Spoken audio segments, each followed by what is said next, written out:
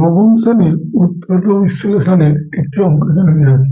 এটা আছে কি 4x² minus 12xy plus 9y² plus 2x minus 3। তাহলে এটাকে উৎপাদকের বিশ্লেষণ করতে গেলে প্রথমে আমাকে এই তিনটে পদের যে অংশটা আছে সেটাকে করতে হবে। এটা কি দেওয়া আছে 4x², এটা 9।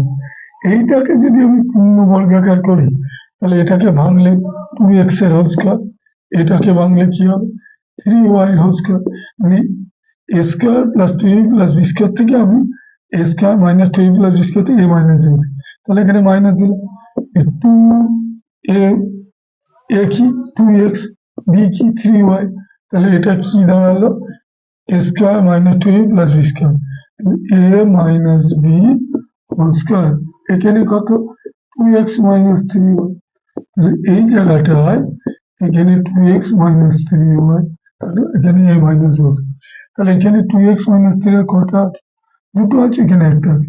তাহলে আমি 2x মাইনাস 3y এই অংশে যদি একবার একটা কমন নিই তাহলে এখানে কত পড়ে আছে 2x মাইনাস 3y একটা পড়ে আছে।